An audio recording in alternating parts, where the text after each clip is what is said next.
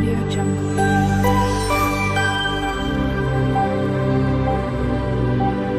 Audio Jungle. Hello everyone, જય શ્રી કૃષ્ણ. મારી ચેનલમાં તમારું સ્વાગત છે.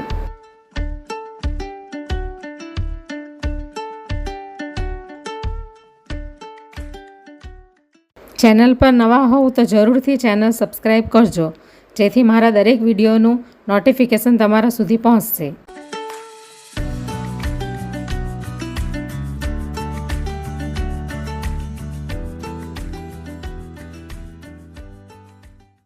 તો આજે હું દિવાળી સ્પેશિયલ રવાના લાડુ બનાવવાની છું.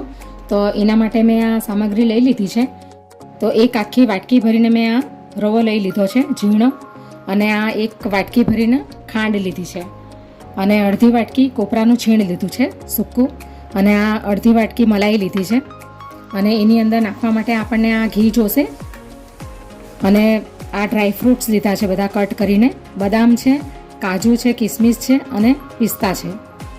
અને એની અંદર નાખવા માટે આ ઇલાયચી છે 2 થી 3, અને આ પોણો કપ જેટલું દૂધ છે.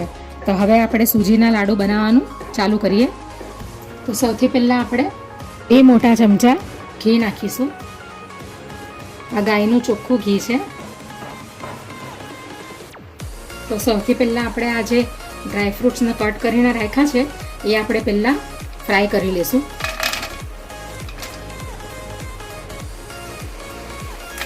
પિસ્તા નાખી દઈશું, આ કાજુ અને આ કિસમિસને આપણે છેલ્લે નાખીશું. હવે આપણે એને ફ્રાય કરી લઈશું. કાજુ બદામને અને પિસ્તાને આપણે પહેલાંથી ફ્રાય કરી લઈશું તો એકદમ એનો ક્રિસ્પી, એકદમ આમ ક્રન્ચી ટેસ્ટ આવશે. અને આપણે આ રવાના લાડુ એકદમ ઇઝી રીતે બનાવવાના છે.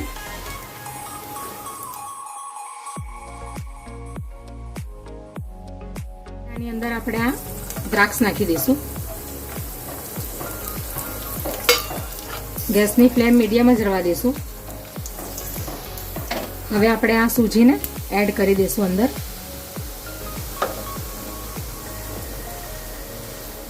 હવે આપણે સૂજીને એવી રીતે શેકવાની છે કે એનો કલર ચેન્જ ન થવો જોઈએ, અને સૂજી બરાબર શેકાઈ પણ જાય અને એનો કલર પણ ચેન્જ ન થાય, એવી રીતે આપણે એને શેકશું ધીમા તાપે. હવે આપણે એની અંદર 2 ચમચી જેટલું ઘી એડ કરીશું.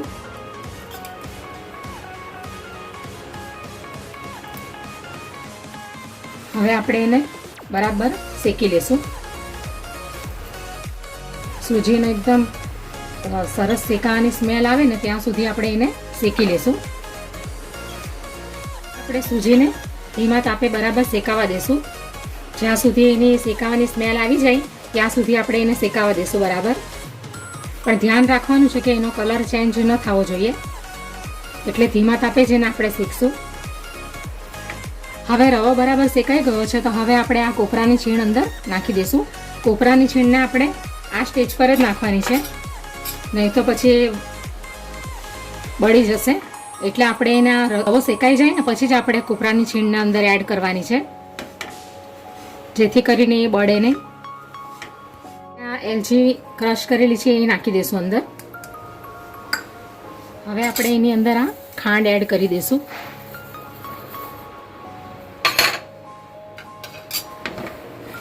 તમારે બોરું ખાંડ નાખવું હોય તો એ પણ તમે નાખી શકો. હવે આપણે મિક્સ કરી લઈશું.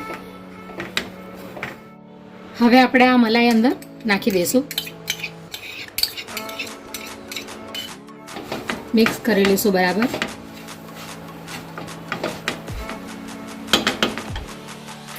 હવે આ જે દૂધ લીધું છે એ આપણે અંદર નાખી દઈશું. થોડું થોડું નાખીશું. હવે આપણે બરાબર મિક્સ કરી લઈશું.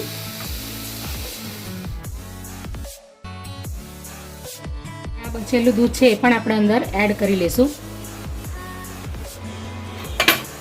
હવે બરાબર આપણે એને બરાબર મિક્સ કરી લઈશું. આપણે આવી રીતે બરાબર મિક્સ કરી લઈશું, એટલે દૂધ અને મલાઈ બરાબર મિક્સ થઈ જાય એની સાથે. અને ખાંડ પણ ઓગળી જાય. આ બધી પ્રોસેસ ધીમા સ્લો ફ્લેમ પર જ કરવાની છે. તો હવે લાડુનું મિશ્રણ તૈયાર થઈ ગયું છે. હવે આપણે ગેસ ઓફ કરી દઈશું અને આપણે આને ઠંડુ પડવા દઈશું. આ ઠંડુ પડશે ને એટલે એની જાતે છૂટું છૂટું થઈ જશે. પછી આપણે એના લાડુ વાળીશું.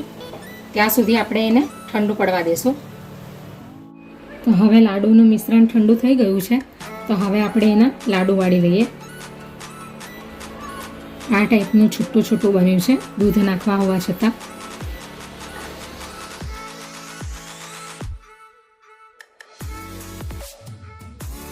આ રીતે આપણે બધા લાડુ એના વાળી લેશું.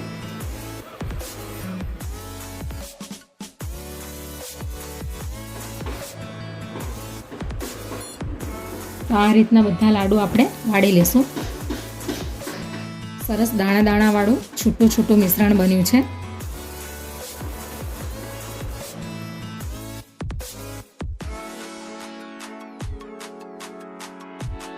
આ લાડુને ખાસ કરીને દિવાળીમાં બનાવવામાં આવે છે. બીજો લાડુ પણ તૈયાર છે. આ રીતે આપણે બધા લાડુ વાળી લઈશું. તો તૈયાર છે સૂજીના લાડુ.